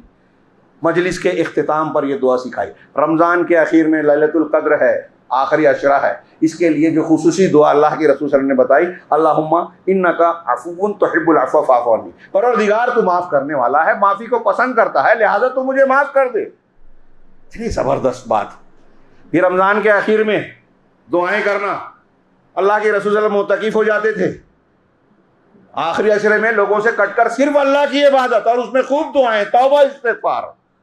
آپ کے تہجد کی کیفیت سنتے ہیں آپ کہ سجدے میں رکوع میں لمبے لمبے کرتے تھے، آپ کے سینے سے ایسی آواز آتی تھی جیسے کہ ہانڈی کو کھولاتے ہوئے جب اس میں پانی ابلے تو آتی تھی، روتے تھے آپ ہچکیاں باندھ کر۔ نبی صلی اللہ علیہ وسلم کا مقام کیا ہے، کتنے اعلیٰ مقام کے ہیں۔ ہاں آپ کا کوئی گناہ نہیں تھا، لیکن اللہ کے دربار میں آپ ایسے روتے تھے، نمونہ دیا ہے ہم کو اور آپ کو۔ لہذا اس کو اختیار کرنا چاہیے۔ اعمال کے اخیر میں ہمیں اپنے توبہ استغفار، اعمال کے آخر میں توبہ استغفار کی ایک حکمت اہل علم نے یہ بھی بتائی ہے کہ اگر عمل میں کوئی کمی رہ گئی، سلام پھرتے آپ استغفر اللہ کیوں کہہ رہے ہیں کہ عمل میں کمی رہ جائے گی، انسان بشر ہیں ہم، ہاں خوشو خضو میں عمل میں کچھ نہ کچھ کمی اگر رہ گئی ہے تو اللہ معاف کر دے، یہ جو خامی ہے اس کی تلافی کر دے، ہاں معاف کر دے، ہمیں بخشش کر دے، خامی کو دور کر دے۔ یہ تقاضا ہے عمل کے اخیر میں دعا اور استغفار کرنے کا۔ ہم رمضان کے آخری ایام سے گزر رہے ہیں، یہ ہمیں بھی اس کا لحاظ کرنا چاہیے۔ قرآن و حدیث کی ان تعلیمات کی روشنی میں جو چند میں نے بتایا، قرآن میں اللہ رب العالمین نے توبہ کا آرڈر دیا ہے، وَتُوبُوا إِلَى اللَّهِ جَمِيعًا أَيُّهَا الْمُؤْمِنُونَ لَعَلَّكُمْ تُفْلِحُونَ، سورہ نور کی مشہور آیت کہ اے سارے مومنوں سب مل کر اللہ کی طرف توبہ کرو، پلٹو تاکہ تم کامیاب ہو جاؤ، سب اکٹھا ہو کر۔ اور اسی طرح کہا یا ایھا الذین آمنوا توبوا الی اللہ توبۃ نصوحا، اے ایمان والو اللہ کی طرف سچی توبہ کرو، سچی خالص۔ حضرت عمر، حضرت ابن عباس، متعدد صحابہ تابعین سے پوچھا گیا الگ الگ روایتوں میں کہ توبۃ نصوح کسے کہتے ہیں، تو انہوں نے کہا اکثر و بیشتر کے الفاظ کا فرق سے یہی معنی ہے کہ ایسی سچی توبہ کہ بندہ جب توبہ کرے تو دل میں یہ پختہ ارادہ ہو کہ آئندہ یہ گناہ نہیں کروں گا، دوبارہ یہ گناہ نہ کرے، یہ توبہ توبۃ نصوح ہے۔ ہاں آدمی جب کر رہا ہے توبہ، سچی توبہ، آئندہ نہ کرنے کا ارادہ۔ یہاں ایک چیز اور بھی، انہی احکامات، انہی آرڈرز کے مقابلے کی روشنی میں علماء کہتے ہیں کہ گناہوں سے توبہ کرنا ہر مسلمان پر فرض ہے، فرض، سنت نہیں، فرض ہے۔ اللہ تعالیٰ نے آرڈر دیا توبو استغفرو، توبہ کرو، استغفار کرو، ہاں اور دنیا اور آخرت کی ساری بھلائیاں اس سے جڑی ہے. فتنہ ٹالنا ہے تو توبہ کرو, بارش کمی رکی ہے تو توبہ کرو. نماز استسقاء میں اللہ کے رسول صرف توبہ استغفار کرتے تھے. ایک مرتبہ قحط تھا, بارش نہیں ہو رہی تھی, حضرت عمر فاروق منبر پر چڑھے اور صرف استغفار کیا, کوئی دوسری دعا کی نہیں, کوئی دوسری دعا نہیں کی. تو ایک صحابی نے پوچھا کہ آپ نے صرف استغفار کیا؟ تو حضرت عمر خطاب نے کہا کہ میں نے اللہ کی رحمت کو اس کے راستے سے مانگا ہے, جو اس کا راستہ ہے ملنے کا وہی مانگا ہے, ہم دوسرے راستوں سے مانگتے ہیں. کہا وہ کیسے؟ کہا قرآن میں اللہ نے کہا استغفروا ربکم انہ کان غفارا, تم اپنے پروردگار سے مغفرت طلب کرو, وہ بہت بخشنے والا ہے, غفار ہے. یرسل السماء علیکم مدرارا, تم پر موسلادھار بارش برسائے گا. ویمددکم باموال وبنین, اور تمہاری مدد کرے گا مال دے کر, اولاد دے کر. اولاد چاہیے استغفار کرو, مال چاہیے استغفار کرو. وَيُمْدِدْكُمْ بِأَمْوَالٍ وَبَنِينَ وَيَجْعَلْ لَكُمْ جَنَّاتٍ وَيَجْعَلْ لَكُمْ أَنْهَارًا, اور تمہارے لیے باغات دے گا اور تمہارے لیے نہریں جاری کرے گا. حضرت حسن بصری کے پاس ایک شخص آیا, بیمار ہوں, ایسا ایسا معاملہ ہے, کہا استغفار کرو. ایک آیا قرضہ بہت ہے, کہا استغفار کرو. ایک آیا اور تو کسی شاگرد نے کہا کہ بیماریاں الگ الگ, دوا سب کو ایک ہی دے رہے ہیں آپ. تو کہا یہ قرآن کی آیت پڑھی, دیکھیے اللہ تعالیٰ نے استغفار کے یہ فائدے بتائے ہیں, بارش ملے گی, اولاد ملے گی, باغات ملے گے, ہاں مال ملے گا. یہ چاہیے تو استغفار کرو, توبہ استغفار کیجئے, گناہوں سے توبہ کیجئے, مصیبتیں ٹلے گی. اگر کوئی مصیبت ہے, ہمارے بچے گرفتار ہو رہے ہیں, ہمارے گھر پر بلڈوزر چل رہے ہیں, فلسطین پر آگ برس رہی ہے, بچے بوڑھے جو ہیں مظلومیت کے شدید شکار ہیں, ان کو ٹالنا ہے تو سب سے اہم ہے توبہ کریں. توبہ کریں شرک سے, توبہ کریں بدعات سے, توبہ کریں اپنے دوسرے کاموں, دوسرے گناہوں سے, سودی لین دین سے, حرام کاموں سے جن سے اللہ ناراض ہوتا ہے. جو اللہ کہہ رہا ہے کہ سودی لین دین نہیں چھوڑو گے تو جنگ کا اعلان کر دو, توبہ کیجئے, جنگ کا اعلان ختم کیجئے اللہ سے. اللہ سے جنگ کا اعلان کر کے کون جیتے گا؟ ہاں بڑے بڑے فرعون اور نمرود چلے گئے. اس کا نتیجہ یہ تھا. یہ تعلیمات جو میں نے عرض کی, کچھ روایتیں پیش کی, کچھ قرآن کی آیتیں. اللہ اہل علم نے کہا توبہ, چھوٹا گناہ ہو یا بڑا, کسی چھوٹے گناہ کو چھوٹا مت سمجھیے, چھوٹے پر اصرار کرنے سے وہ بڑا ہو جاتا ہے. توبہ کیجیے, چھوٹا ہو یا بڑا. جس کی توبہ نہ کی جائے اور جس کی جائے تو نہ کرنے والا معاف نہیں ہوگا, جس کی جائے معاف ہو جائے گی. لیکن جن کی ہم نہیں کرتے ہیں, جیسے چاہتے ہیں کہ نہیں ابھی کرنا ہے اور ابھی پورے 99 چوہے نہیں ہوئے, 100 سینچری پوری کرنی ہے, پھر حج کرنے جائیں گے, جیسا کہ ہمارے یہاں محاورہ ہے. جوانی میں عیش کر لیں, بڑھاپے میں جو ہے توبہ کر لیں گے, اعتکاف کر لیں گے, جب کوئی کام دھندہ رہے گا نہیں, یہ نہیں چلے گا. جو ایسا سوچتے ہیں وہ اپنے آپ کو دھوکہ دے رہے ہیں, اور اللہ رب العالمین کو کوئی بیوقوف بنا سکتا ہے, دھوکہ دے سکتا ہے. یہ منافقین کی روش ہے, شیطان کا فریب ہے. لہذا اس دھوکے میں نہیں آنا چاہیے. اتنا پسندیدہ عمل ہے اور ایسی تعلیم ہے اللہ اور رسول اللہ صلی اللہ علیہ وسلم کی. میں نے کہا کہ فرض ہے یہ. اب اس کی کچھ شرطیں ہیں. اگر اللہ کے حقوق سے متعلق کوئی گناہ ہمارا اور آپ کا ہے تو اس کی 3 شرطیں ہیں. یہ اکثر علماء نے کہا, علامہ نووی نے ریاض الصالحین میں بیان کیا. 3 شرطیں کیا ہیں؟ کہ آپ گناہ کو ترک کریں. نمبر 1, دارو پی رہے ہیں اور بول رہے ہیں کہ میں توبہ کر رہا ہوں, گناہ کر ہی جا رہے ہیں, تو پہلے چھوڑنا, گناہ کو چھوڑنا. دوسرے, اس پر شرمندہ ہونا, نادم ہونا. ایک روایت میں الندم ہی التوبہ, الندم هو التوبہ, ندامت ہی توبہ ہے, سچی ندامت. تو ندامت ہو, پھر آئندہ کبھی گناہ نہ کرنے کا عزم, پختہ ارادہ کہ میں نہیں کروں گا. بعد میں ہو جائے الگ بات, لیکن جس وقت آپ توبہ کر رہے ہیں اس وقت دل میں پختہ ارادہ ہونا چاہیے کہ دوبارہ نہیں کروں گا.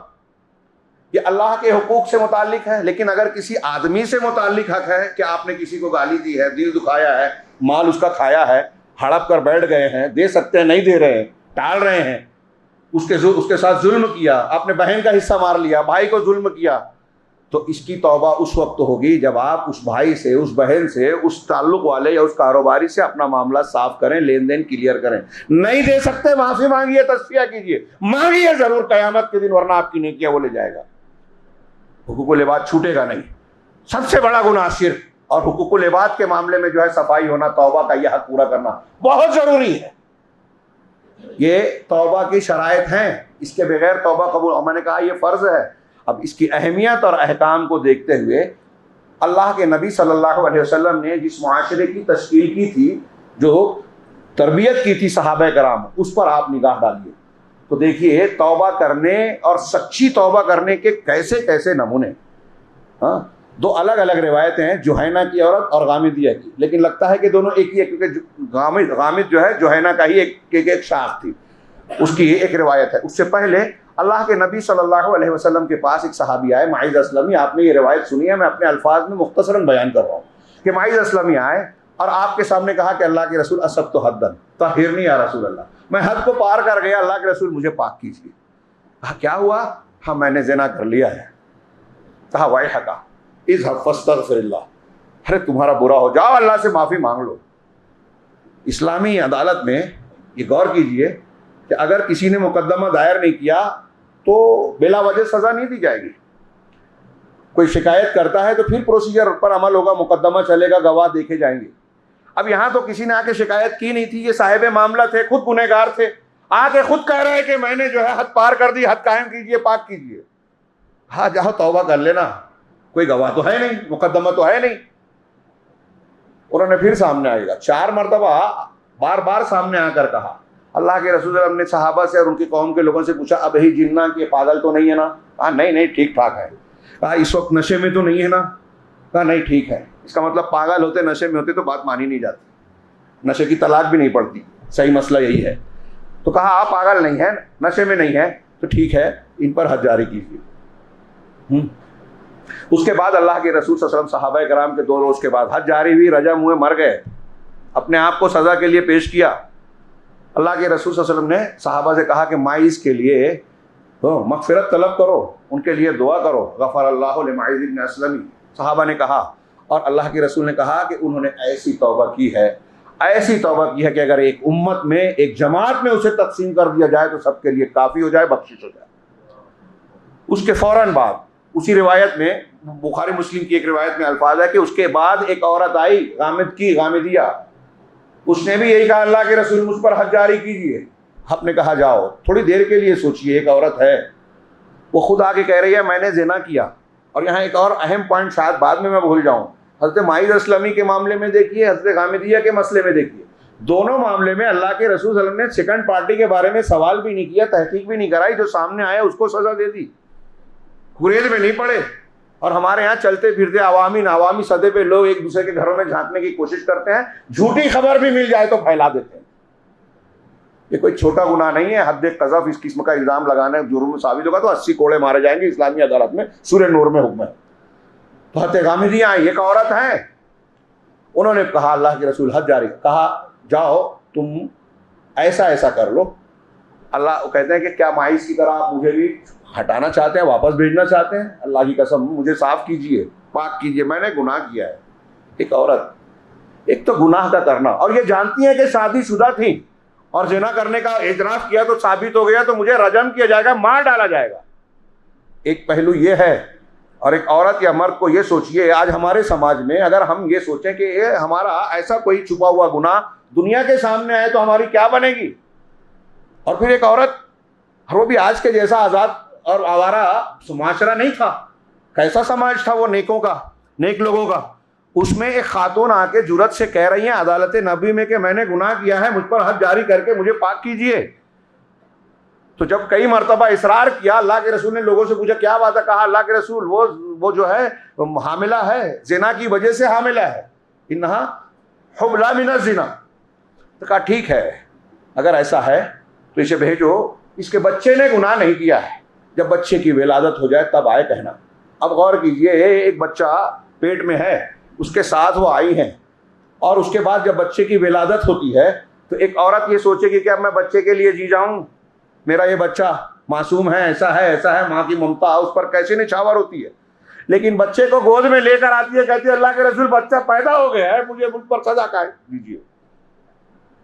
کیسے لوگ تھے، اللہ کا ڈر تھا، توبہ کی ہی اہمیت کہ اللہ کے سامنے داغدار ہو کے ہم کو نہیں جانا ہے، یہی صفائی ہو جائے۔ لوگ کہیں گے جان جائے گی، بچے کی محبت بھی قربان۔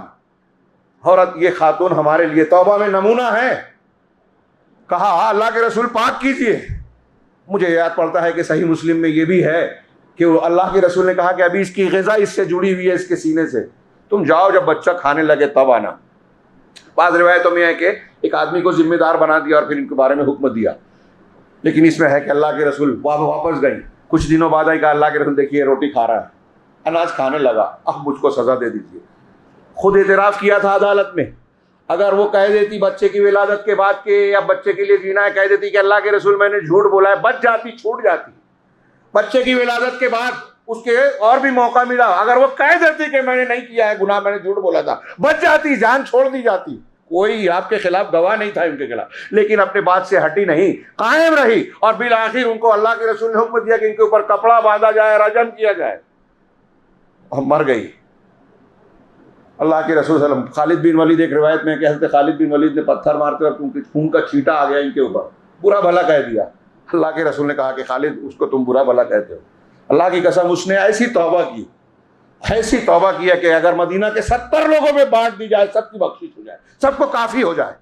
اور جوہینہ کی خاتون کے بارے میں ہے کہ ان کے بارے میں بھی یہی کہا، اللہ کے رسول نے اس کو رجم کروایا اور پھر اس کے بعد نماز جنازہ پڑھی. کبیرہ گناہ کیا تھا لیکن توبہ کر لی، صاف ہو گیا. ہمارے ہاں لوگ بیان کرتے پھریں گے، تاریخ اور ریکارڈ بنا دیں گے، اس کی نسلوں کو بنا دیں گے اس کی ماں ایسی تھی. اللہ کے رسول صلی اللہ علیہ وسلم نے نماز جنازہ پڑھائی. جب آپ نے پڑھا لی تو حضرت عمر نے کہا کہ اللہ کے رسول انتا تصلی علیہا وہی زنت، کہ اس عورت نے زنا اور بدکاری کی اور آپ اس پر نماز جنازہ پڑھ رہے ہیں.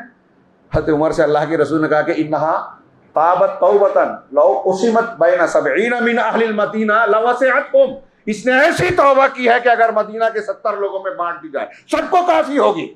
اور ایک اس کی توبہ، اس سے بڑھ کر افضل فضیلت والی بات کیا ہو گیا ہے عمر، کہ اس نے اپنی جان کو اللہ کے لیے قربان کر دیا، اللہ کی سزا کو گلے لگایا، جان کی پرواہ نہیں کی، بچے کی بھی پرواہ نہیں کی. یہ توبہ اللہ کے رسول کے صحابہ کرام وہ کیسے مانتے تھے. ایک لمبا واقعہ توبہ کا، میں نے وقت زیادہ مانگا تھا اور شاید اس واقعے پہ میں بات کو سمیٹوں گا، بہت غور سے سنیے. سورہ توبہ میں اس واقعے کی طرف اشارہ ہے. لقد تاب اللہ علی النبی والمہاجرین والانصار الذین اتبعوہ فی ساعۃ العسرہ، کہ جنہوں نے تنگی کی گھڑی میں نبی کا ساتھ دیا، اللہ تعالیٰ اس نبی اور مہاجرین اور انصار پر متوجہ ہوا. اللہ نے توبہ کی یعنی اللہ متوجہ ہوا رحمت کے ساتھ. ہاں، جنہوں نے تنگی کی گھڑی میں ساتھ دیا. تنگی کی گھڑی کون سی تھی؟ غزوہ تبوک 9 ہجری میں، مدینہ سے لمبا سفر تھا. حضرت عبداللہ بن کعب بن مالک، بخاری اور مسلم کی لمبی روایت ہے. حضرت عبداللہ کہتے ہیں کہ میرے ابا حضرت کعب بن مالک نے، جبکہ وہ نابینا ہو گئے تھے، میں ان کا رہبر تھا، ان کو ساتھ لے کے چلتا تھا بڑھاپے میں، تو انہوں نے اپنی توبہ کا واقعہ مجھے بیان کیا. اور انہوں نے بیان کیا، میں اپنے الفاظ میں اختصار کے ساتھ بیان کر رہا ہوں. وہ کہتے ہیں کہ میں اللہ کے نبی جس دن سے میں نے اسلام قبول کیا، کبھی بھی اللہ کے رسول صلی اللہ علیہ وسلم سے کسی غزوے میں پیچھے نہیں رہا. ہاں، میں بیعت عقبہ میں جو چھپ کر انصار نے اللہ کے رسول صلی اللہ علیہ وسلم کے ہاتھ پر مینا کی گھاٹیوں میں بیعت کی تھی، اس میں شریک تھا، بیعت عقبہ ثانیہ میں. ہاں، میں بدر میں شریک نہیں ہو سکا، اور اس کی وجہ یہ تھی کہ بدر کا معاملہ جو پیش آیا وہ اللہ کے رسول صلی اللہ علیہ وسلم اور آپ کے رفقا قافلے کے پیچھے گئے تھے. پہلے سے کسی کو یہ معلوم نہیں تھا کہ دشمن سے مٹ بھیڑ اور جنگ ہونے کی بات ہونے والی ہے، نوبت آنے والی ہے. آپ قافلے کے پیچھے گئے اور پھر اللہ تعالیٰ نے بغیر کسی پہلے کے پروگرام، منصوبے اور وعدے کے دونوں جماعتوں کو اکٹھا کر دیا. اسی لیے غزوہ بدر میں جو صحابہ شریک نہیں ہو سکے ان کی کوئی سرزنش بھی نہیں کی گئی، لیکن کہہ رہے ہیں کہ غزوہ بدر کا ذکر لوگوں میں زیادہ ہے، مشہور ہے. لیکن میں بیعت عقبہ میں حاضر تھا اور میں یہ پسند نہیں کرتا کہ عقبہ کی حاضری کے مقابلے میں میں بدر میں حاضر رہتا. ہاں، میں بدر کے حاضر نہیں تھی، مجھے اس سے زیادہ یہ پسند ہے کہ میں عقبہ میں حاضر تھا. یہ کوئی چھوٹی بات نہیں تھی یہ بھی. ہاں، جب اللہ کے رسول صلی اللہ علیہ وسلم کا ساتھ دینے والے آپ چھپ چھپ کر مل رہے ہیں ان سے مکہ کی وادیوں میں، اس وقت ساتھ دیا. ہاں، اس وقت یہ بیعت کی کہ آپ ہمارے یہاں آئیے، جان مال اور اپنے بال بچوں سے بڑھ کر آپ کا دفاع کریں گے. کیا ملے گا ہمیں؟ اللہ کے رسول نے کہا جنت. بس کافی ہے، پوری عرب سے پوری دنیا سے جنگ کرنے کے لیے تیار ہیں ہم آپ کے لیے. یہ انصار کا جذبہ قربانی، اور پھر آگے انہوں نے اپنے کردار سے پیش بھی کیا. تو حضرت کعب کہتے ہیں کہ میں اس میں شرکت کو پسند کرتا ہوں اگرچہ بدر کا ذکر لوگوں میں زیادہ ہے. پھر اس کے بعد وہ کہتے ہیں کہ اس کے بعد اللہ کے نبی صلی اللہ علیہ وسلم نے تبوک کا جب اعلان کیا تو سفر بہت لمبا تھا. یہ میں تبوک میں شریک نہیں ہو سکا، حالانکہ اس وقت میرے پاس سواریاں تھیں، میں سب سے اچھی حالت میں تھا اب تک. اللہ کے رسول نے اعلان کیا غزوہ تبوک کا، اور آپ کا عام طور سے یہ طریقہ تھا کہ جب جنگ کے لیے جانا ہوتا تو لوگوں کو توریہ کرتے، یعنی جانا ہوتا ایک مشرق کی طرف تو بتاتے مغرب کی طرف، تاکہ دشمن کو خبر نہ ہو اور غلط فہمی ہو اور وہ گھات نہ لگائے.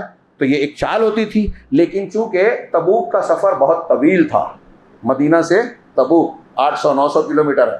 پھر اس زمانے میں بہت شدید گرمی تھی، لوگوں کے لیے دقت اور پریشانی کا معاملہ ہو سکتا تھا، اسی لیے اس کو قرآن نے بھی ساعۃ العسرہ کہا ہے، تنگی والی گھڑی، تنگی کا وقت۔ چنانچہ نبی کریم صلی اللہ علیہ وسلم نے تبوک کے موقع پر توریے سے کام نہیں لیا، جس طرف جانا تھا، جتنا لمبا سفر تھا، لوگوں کو واضح طور سے صاف صاف بتا دیا کہ ہمیں یہ سفر کرنا ہے، تبوک جانا ہے، ایک تو لمبا سفر، گرمی کا موسم، اور مقابل بھی جو ہے وہ اہل کتاب کی بڑی بادشاہت ہے، بہت بڑی طاقت ہے، لہٰذا اس لیے آپ نے صحیح بتا دیا تاکہ صحابہ کرام پوری تیاری کریں، سامان و اسباب کے اعتبار سے بھی، ذہنی اعتبار سے بھی۔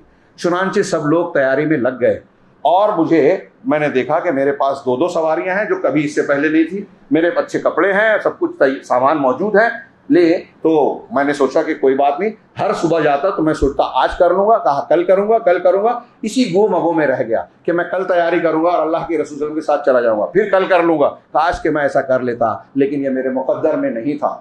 میں یہ بھی دیکھ رہا تھا کہ شدید گرمی کا موسم، اور ایسے موسم میں کھجوروں کے پکنے کا زمانہ ہوتا ہے عرب میں، تو کھجوریں پک رہی تھی، درختوں کے سائے گھنے اور بڑے ہو چکے تھے، میں اسی درختوں کے سائے اور کھیتی کی بنیاد میں لگا رہا اور روز سوچتا رہا کہ کل جاؤں گا، کہ پھر مجھے پتہ چلا کہ اللہ کے رسول صلی اللہ علیہ وسلم اور صحابہ کرام کوچ کرنے کے لیے تیار ہے۔ میں جانتا تھا کہ اس وقت ایسا کوئی دیوان نہیں تھا جس میں لوگوں کا نام درج کیا جائے، لوگوں کی تعداد بڑی تھی، بہت سارے لوگ تھے، مسلمانوں کی تعداد بڑھ چکی تھی، اور کوئی دیوان یعنی رجسٹر نہیں تھا جس میں لوگوں کا نام درج ہو۔ اس لیے ایک عام آدمی یہ سوچتا تھا کہ اگر اللہ تبارک و تعالیٰ وحی کے ذریعے سے خبر نہ دے تو اللہ کے رسول صلی اللہ علیہ وسلم کو یا کسی کو یہ پتہ نہیں چلے گا کون آیا کون نہیں آیا، یہ خیال ہو سکتا تھا، وحی کے بغیر بھیڑ بھاڑ کی وجہ سے پتہ ہی نہیں چلے گا۔ چنانچہ میرے ساتھ بھی ایسا، میں نے بھی یہ سوچا کہ ابھی اللہ کے رسول صلی اللہ علیہ وسلم کا دھیان میری طرف گیا بھی نہیں ہوگا، اور جب کوچ کرنے لگے تو میں نے سوچا چلو آج جا رہے ہیں، میرے پاس تیز رفتار سواری گھوڑا ہے، میں پیچھے سے دوسرے دن نکل کے ان سے مل لوں گا، پھر 1 دن 2 دن 3 دن، یہاں تک کہ اللہ کے رسول صلی اللہ علیہ وسلم اور صحابہ کرام تبوک پہنچ گئے۔ اب میں جب مدینہ میں نکلتا گھر سے باہر تو مجھے یا تو ایسے لوگ دکھائی دیتے جن پر نفاق کا الزام تھا، منافقین کہلاتے تھے، یا وہ لوگ نظر آتے جن کو اللہ تعالیٰ نے معذور کیا ہے، اپاہج ہو گئے ہیں، جنگ میں نہیں جا سکتے، معذور ہیں، اپاہج ہیں، یا تو ایسے اپاہج مسلمان نظر آتے، یا منافقین نظر آتے، یا خواتین۔ کہا مجھے بڑی شرم آتی کہ میرے لیے یہ بری بات تھی۔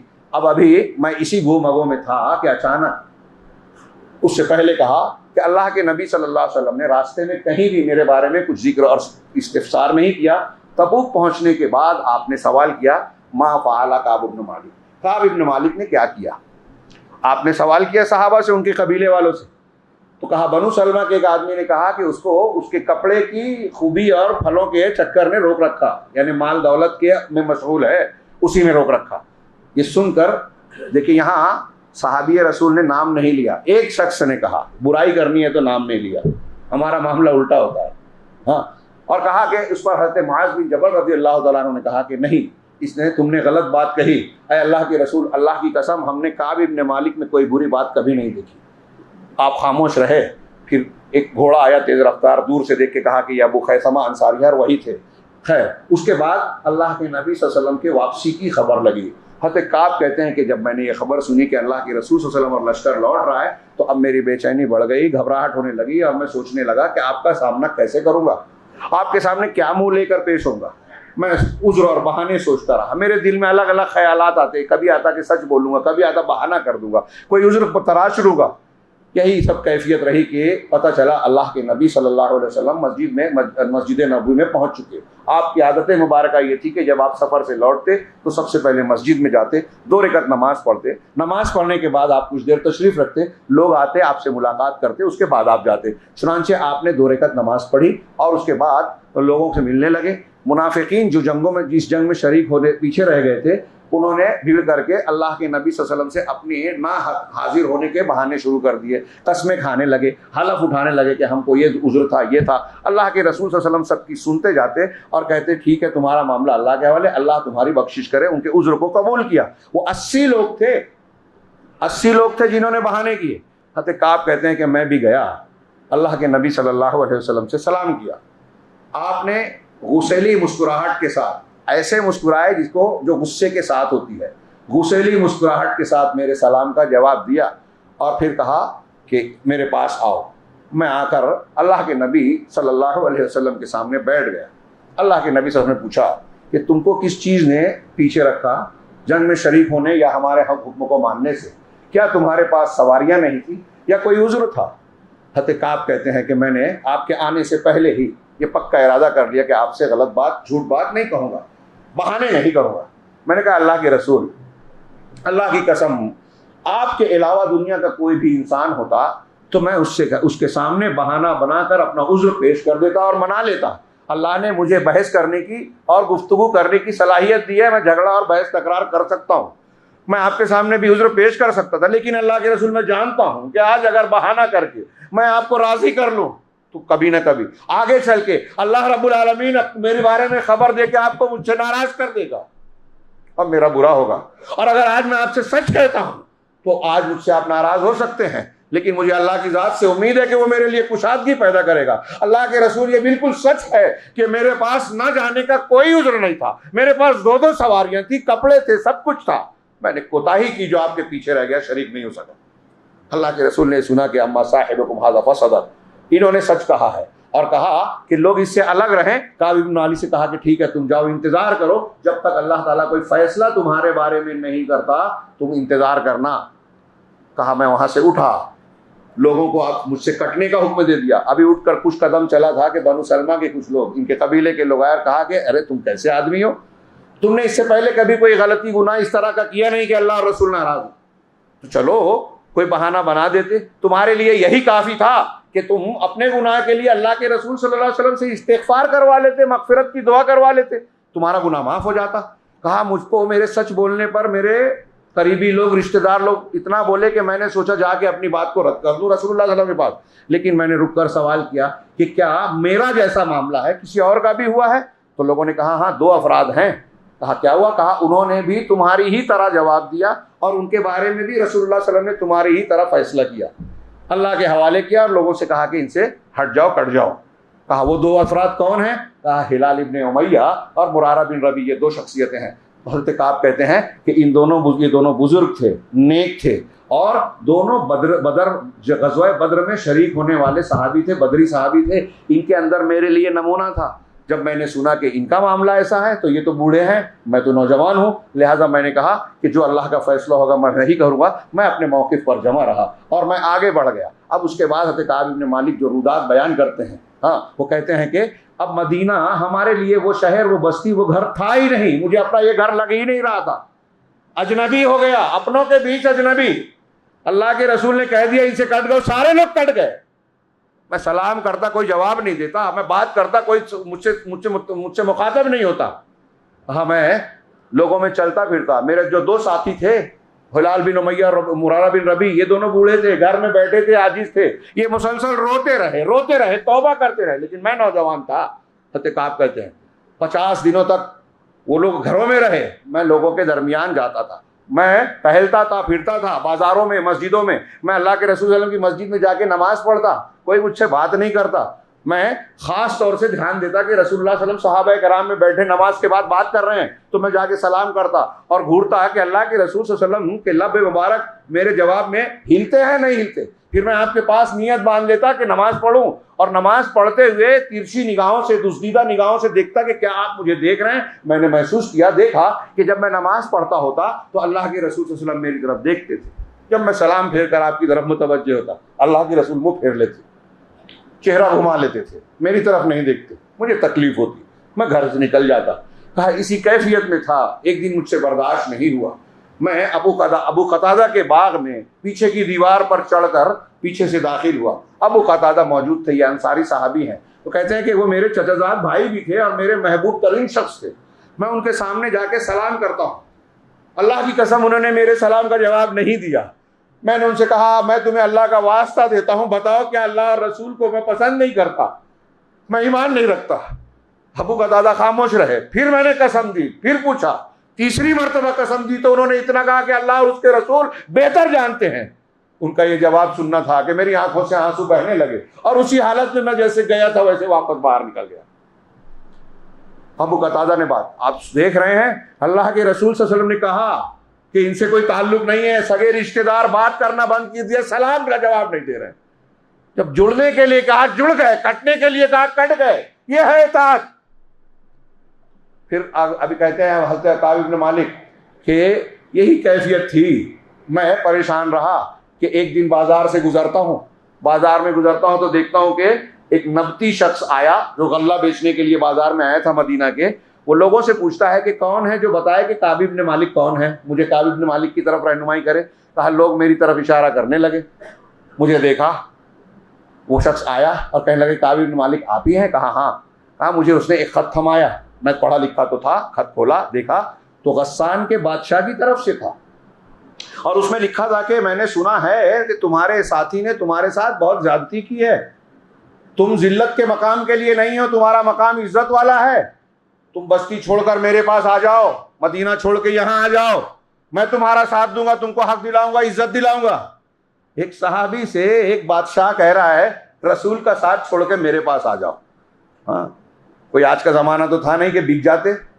دنیا کی کوئی بادشاہت کسی صحابی کے ایمان کو خرید نہیں سکی, ان کے ضمیر کو نہیں خریدی. ایسے بیسیوں مثالیں ہیں.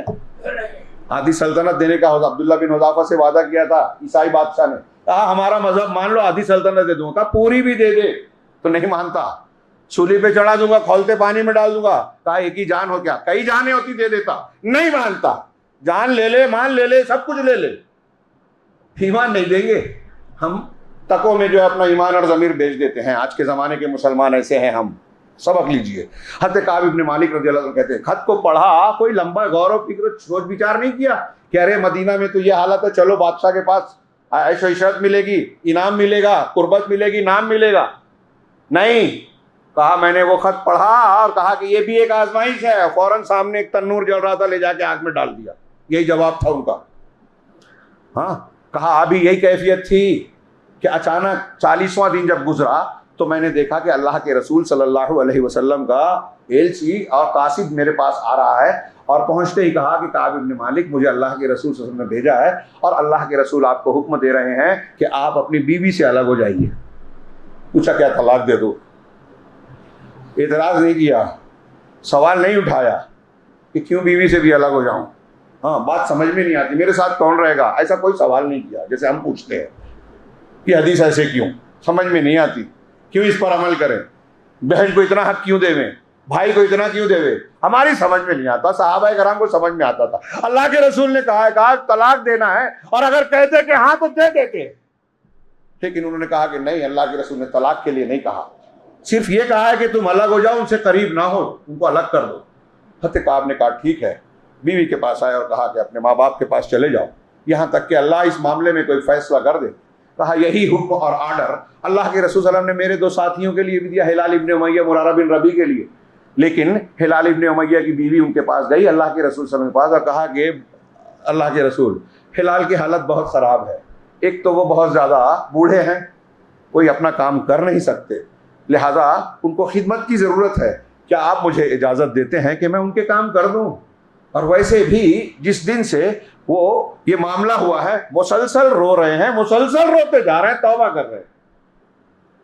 اللہ کے رسول صلی اللہ علیہ وسلم نے کہا کہ ٹھیک ہے, تم کو اس کی اجازت تو دی جا رہی ہے, لیکن دیکھو تمہارا ان کا جسمانی تعلق نہ ہو. کہا اللہ کے رسول ان کو اس کی طاقت ہی نہیں ہے, وہ حرکت ہی نہیں رکھتے, اتنے بوڑھے ہو چکے ہیں, یہ کام کر بھی نہیں سکتے. ٹھیک ہے تم کر سکتے ہو. حضرت کعب کہتے ہیں کہ جب یہ پتہ چلا تو میرے گھر والوں نے آگے کہا کہ تم بھی اللہ کے نبی صلی اللہ علیہ وسلم سے اجازت طلب کر لو, تم کو اجازت دے دیں گے جیسے ہلال ابن امیہ کو دیا ہے. کہا ہلال ابن امیہ بوڑھے آدمی ہیں, ان کو ضرورت ہے اور بہت عمر والے ہیں, میں نوجوان ہوں, مجھے اس کی ضرورت نہیں. میں نہیں جانتا کہ اللہ کے رسول صلی اللہ علیہ وسلم کے پاس اگر اجازت لینے جاؤں تو آپ کیا جواب دیں گے, لہٰذا میں یہ نہیں کروں گا. کہا اسی کیفیت سے ہم 2-4 رہیں, اور ہماری وہی کیفیت تھی جو اللہ تبارک و تعالیٰ نے قرآن مجید میں بیان کی ہے کہ وضاقت علیہم الارض بما رحبت, کہ زمین اپنی کشادگی کے باوجود ان پر تنگ ہو گئی اور خود ان کے نفس ان پر تنگ ہو گئے. تب اللہ تعالیٰ نے تینوں کی توبہ قبول کی. حضرت کعب کہتے ہیں کہ اب یہی کنڈیشن تھی, کوئی 50ویں رات کی صبح فجر کی نماز میں نے اپنے گھروں میں سے ایک گھر کی چھت پر پڑھی فجر کی نماز, اور نماز کے بعد میں غمگین حالت میں اسی فکر میں ڈوبا ہوا تھا, اسی کیفیت میں تھا جو قرآن نے بیان کیا کہ زمین ہمارے لیے اجنبی ہو گئی.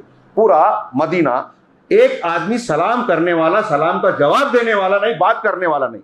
سوچئے تھوڑی دیر کے لیے آپ یہاں رہتے ہیں حیدرآباد میں، اس مسجد میں، اس محلے میں کوئی آپ سے بات نہ کرے، کیسا لگے گا؟ اللہ کے رسول کا حکم تھا، عمل کرنے والے اور جن کے ساتھ ہو رہا ہے سب قبول کر رہے ہیں. بائیکاٹ کیا، اس سے گناہ کر اصلاح کے لیے بائیکاٹ کی بھی کبھی کبھی یعنی ثبوت ملتا ہے، لیکن اس کے شروط ہیں. ایک آدمی نفس کے لیے نہیں، دین کے لیے کرے. خیر، تو حضرت کعب کہتے ہیں کہ 50ویں صبح فجر کی نماز کے بعد میں اسی غم میں بیٹھا ہوا تھا کہ اچانک سلا کی پہاڑی سے ایک زوردار آواز آئی کہ ابشر یا کعب ابن مالک، اے کعب ابن مالک خوش ہو جاؤ. کہا میں نے آواز سنی اور سجدے میں گر پڑا، میں جان گیا کہ اللہ کی طرف سے کشادگی آ گئی ہے. کیوں؟ جس مدینہ میں کوئی سلام کرنے والا نہیں، وہاں ایک چیخ مار کر مجھ کو خوشخبری دے رہا ہے، اس کا مطلب میری توبہ قبول ہو چکی ہے. کہا میں جیسے ہی میں نے سنا میں سجدے میں گر گیا. مسلمان خوش ہوتا ہے تو اللہ کے سامنے جھکتا ہے، اتراتا نہیں، ہنگامہ نہیں مچاتا، ڈھول تاشے اور دکھاوا نہیں کرتا، بلکہ اللہ کے سامنے سجدہ کرتا ہے. عید کے دن خوشی ہوگی تو سجدہ کرنا ہے. اور کہا پھر ایک اسلم قبیلے کا ایک آدمی تیز رفتار گھوڑے پر دوڑا چلا آیا مجھ کو خوشخبری دینے کے لیے، لیکن آواز گھوڑے سے زیادہ تیز ہوتی ہے. جس نے آواز لگائی تھی اس کی آواز، اس کی خوشخبری مجھے پہلے پہنچی تھی، میں اس کو پہچانتا تھا. جب وہ مجھے ملا تو میں نے اپنے بدن کا جوڑا دوسرے سے اپنے لیے، اس وقت میرے پاس میری جو ملکیت تھی صرف میرے تن کا جوڑا ہی تھا، کپڑا تھا، میں نے وہ کپڑا اٹھا کر انہیں تحفے میں دے دیا. مسلمان خوش ہوتا ہے تو صدقہ دیتا ہے، تحفہ دیتا ہے، سجدہ کرتا ہے اللہ کے لیے، بندوں کے لیے تحفے دیتا ہے. ہاں، انہوں نے اپنا کپڑا دے دیا اور کہا اس دن میں نے ایک دوسرے سے عاریتن کپڑا لے کر اپنے آپ پر پہنا. اب میں گھر سے نکلا کہ رسول اللہ صلی اللہ علیہ وسلم سے ملاقات کروں، تو راستے میں لوگ فوج در فوج، گروہ در گروہ، جماعت در جماعت مجھ سے ملتے جا رہے ہیں، مجھے مبارکباد دے رہے ہیں. کل تک سلام کوئی نہیں کر رہا ہے، جواب کوئی نہیں دے رہا ہے، بات کوئی نہیں کر رہا ہے، اب لوگ مبارکباد دے رہے ہیں. مسلمان خوش ہوتا ہے تو دوسرے مسلمانوں کو خوش ہونا چاہیے، مبارکباد دینا چاہیے. صحابہ کا معاشرہ ایسا تھا. کہا ہلال ابن امیہ اور مرارہ بن ربیع کے پاس بھی لوگ دوڑے گئے، ان کو بھی خوشخبری سنائی کہ اللہ نے تمہاری توبہ قبول کر لی، تمہارے لیے مبارک ہو. حضرت کعب کہتے ہیں کہ میں لوگوں سے ملتا ملاتا مسجد نبوی تک پہنچا. اللہ کے رسول صلی اللہ علیہ وسلم مسجد نبوی میں اپنے کچھ صحابہ مہاجرین اور انصار کے ساتھ تشریف فرما تھے. میں مسجد میں داخل ہوا، سلام کیا. کہا وہاں موجود لوگوں میں سے حضرت طلحہ بن عبید اللہ مہاجرین میں سے ایک شخص تھے جنہوں نے اٹھ کر میرا استقبال کیا، مجھے مبارکباد دی. مہاجرین میں سے صرف وہی اٹھے تھے اور میں زندگی بھر ان کا یہ عمل بھولا نہیں، مجھے یاد رہا. چنانچہ میں اللہ کے رسول صلی اللہ علیہ وسلم کے پاس گیا، سلام کیا. آپ چہرے سے دمک رہا تھا، آپ کا چہرہ جب آپ خوش ہوتے تھے تو آپ کا چہرہ اتنا چمکتا تھا، لگتا تھا چاند کا ٹکڑا ہے، اور ہم آپ کی اس خوشی کو، اس رونق کو صحابہ کرام پہچان لیتے تھے. اللہ کے رسول صلی اللہ علیہ وسلم نے مجھے مبارکباد دی کہ جس دن سے اے کعب خوش ہو جاؤ، جس دن سے تمہاری ماں نے تم کو جنا ہے، تم پیدا ہوئے ہو، اس سے لے کر آج تک تمہارے لیے سب سے بہترین دن، سب سے اچھا دن ہے، اس لیے کہ اللہ نے تمہاری توبہ قبول کی. اور قرآن نازل کیا وعلی الثلاثۃ الذین خلفوا، کہ ان تینوں کی توبہ بھی اللہ نے قبول کی جو جن کے معاملے کو ٹال دیا گیا تھا.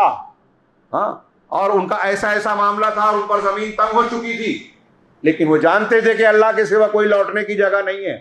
ان کی توبہ بھی قبول ہوئی. وہ قرآن جائے. اللہ کے حضرت کعب نے پوچھا کہ اللہ کے رسول، یہ توبہ اور یہ معاملہ جو خوشخبری ہے یہ آپ کی طرف سے ہے یا اللہ کی طرف سے؟ کہا اللہ کی طرف سے.